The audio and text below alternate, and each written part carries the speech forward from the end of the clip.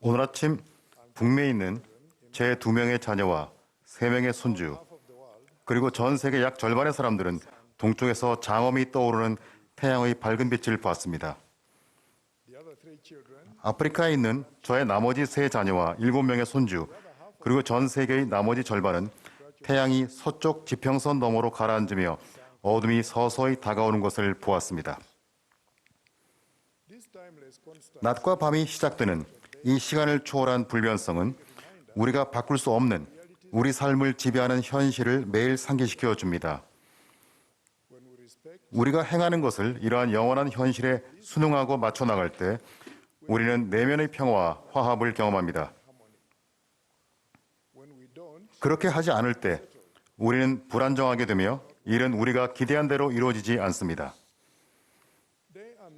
낮과 밤은 하나님께서 지상에 살았던 모든 사람에게 주신 패턴의 한 가지 예입니다. 즉, 있는 그대로의 사물에 관한 예입니다. 우리가 자신의 욕망에 따라 이것을 타협하고 도피할 수 없다는 점은 인간 존재에 대한 절대적인 진리입니다. 저는 아프리카에서 연차대회 참석을 위해 비행기를 탈 때마다 하루 안에 생체 시계를 10시간 전으로 다시 설정하는 경험을 하며 매번 이 점을 상기하게 됩니다. 우리는 주의를 기울일 때 하나님 아버지께서 우리 삶을 다스리는 진리들에 대한 충분한 증거를 주셨음을 보게 됩니다.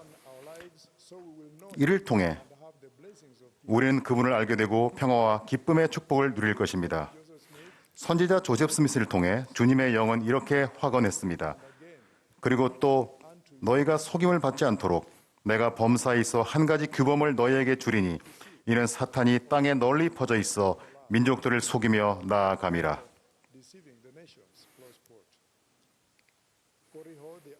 적 그리스도인 코리호는 이러한 속임수에 빠져 하나님께서 존재하심과 구주가 오실 것임을 믿지 않았습니다. 선지자 엘마는 코리호에게 이렇게 증거했습니다. 만물이 하나님이 계심을 나타내나니 참으로 지구와 그 위에 있는 모든 것과 또한 그것의 움직임과 또한 규칙적인 형태로 움직이는 모든 행성도 지구하신 창조자가 계심을 증거하느니라.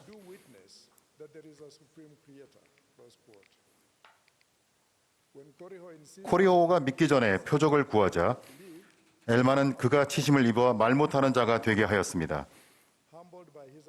고통으로 겸손해진 코리호는 악마에게 속았음을 스스로 고백했습니다. 우리는 속지 않아도 됩니다. 예지로운 삶의 기적이 끊임없이 우리 눈앞에 펼쳐집니다. 또한 수많은 별과 은하수로 장식된 하늘의 경이로움을 잠깐만 바라보며 숙고해도 영혼에서 우러나오는 믿는 마음으로 다음과 같이 찬양하게 됩니다. 주님의 높고 위대하심을 내 영혼이 찬양하네. 그렇습니다. 우리 하늘 아버지는 살아계시며 다양한 방식으로 항상 우리에게 당신을 나타내십니다. 그러나 하나님을 인정하고 믿으며 계속해서 그분께 충실하기 위해서는 우리 마음이 진리의 영에 열려 있어야 합니다. 엘마는 겸손이 신앙보다 선행한다고 가르쳤습니다. 몰몬은 누구든지 마음이 온유하며 겸손하지 않으면 신앙과 소망을 갖고 하나님의 영을 받아들이는 것이 불가능하다고 이야기했습니다. 베냐민 왕은 세상의 영광을 우선시하는 자는 하나님의 원수라고 선언했습니다. 예수 그리스도께서는 의롭고 거룩하셨지만 모든 의를 이루기 위해 침례를 받으심으로써 하나님 앞에 겸손함이 그분 제자의 기본 자질임을 보이셨습니다. 모든 새로운 제자는 침례 의식을 통해 하나님 앞에 겸손함을 보여야 합니다. 다시 말해 하나님 앞에 자신을 겸손히 낮추고 침례받기를 원하며 상한 마음과 통회하는 심령으로 나아온 모든 사람은 침례로서 그의 교회에 받아들여질 것입니다. 겸손을 통해 그리스도의 제자는 회개와 순종을 소망하게 됩니다. 그렇게 되면 하나님의 영이 그 제자의 마음에 진리를 전할 수 있게 되며 그 진리는 받아들여지고 수용될 것입니다. 이 마지막 날에 다음과 같은 사도 바울의 예언이 성취되는 가장 큰 요인은 겸손이 부족하기 때문입니다. 사람들이 자기를 사랑하며 돈을 사랑하며 자랑하며 교만하며 비방하며 부모를 거역하며 감사하지 아니하며 거룩하지 아니하며 무정하며 원통함을 풀지 아니하며 모함하며 절제하지 못하며 사나우며 선한 것을 좋아하지 아니하며. 구주께서 당신께 대해 배우라고 하신 권유는 세속의 유혹에서 돌아서서 마음에 온유하고 겸손하신 그분과 같이 되라는 권유입니다. 그렇게 되면 우리는 그분의 멍에를 매게 되고 그것이 쉽다는 것을 깨달을 수 있습니다. 넬슨 회장님이 반복해서 전하신 감동적인 가르침처럼 우리는 제자의 길이 무거운 짐이 아니라 기쁨임을 깨달을 수 있습니다. 그리스도와 그분의 방식에 대해 배우면 우리는 그분을 알고 사랑하게 됩니다. 그리스도께서는 우리가 겸손한 태도를 지닐 때 온 마음과 목숨과 뜻을 다해 하나님 아버지를 알고 사랑하는 것이 실제로 가능하며 다른 사람을 자기 자신같이 아낌없이 사랑하는 것이 진실로 가능함을 모범으로 보여주셨습니다. 그리스도께서 당신의 뜻과 육신을 모두 제단에 올리셨던 지상에서의 성역은 그분 복음의 토대가 되는 이 두 원리를 적용한 본보기였습니다.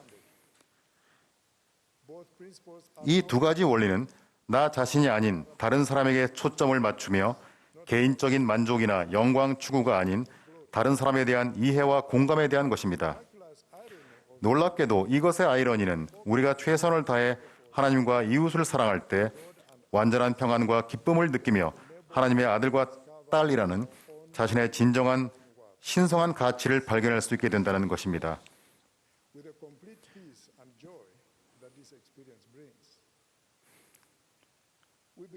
우리는 사랑과 봉사를 통해 하나님 그리고 서로와 하나가 됩니다. 그렇게 될 때 우리는 리하이가 지극히 감미로워 내가 이전에 맛본 그 어느 것보다도 더 감미롭다고 말한 열매, 즉 순수한 사랑에 대한 성신의 증거를 받을 수 있습니다. 주님께서는 하나님 아버지와 우리를 사랑하는 것에 대한 본을 보이시기 위해 그분의 능력 안에서 모든 것을 베풀고 행하심으로써 면류관을 받으셨습니다. 이 면류관은 모든 권능, 바로 아버지께서 가지신 모든 권능인 승령이었습니다. 우리의 영혼 안에 하나님과 이웃을 향한 지속적인 사랑을 가꾸는 기회는 가정에서 시작됩니다. 그것은 가정에서 그분의 독생자 이름으로 하는 개인 및 가족 기도를 통해 매일 하나님과 소통하는 거룩한 습관을 가지고 개인 및 가족 경전 공부 시간에 하나님과 그리스도에 대해 함께 배우며 안식일을 함께 지키고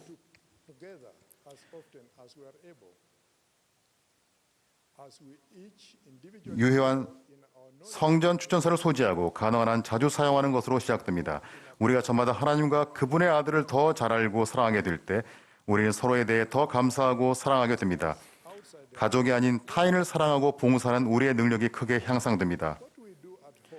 가정은 우리가 오래 지속되고 기쁨을 주는 제자로서의 삶을 발전시키고 시험하는 진정한 정련의 장이 됩니다.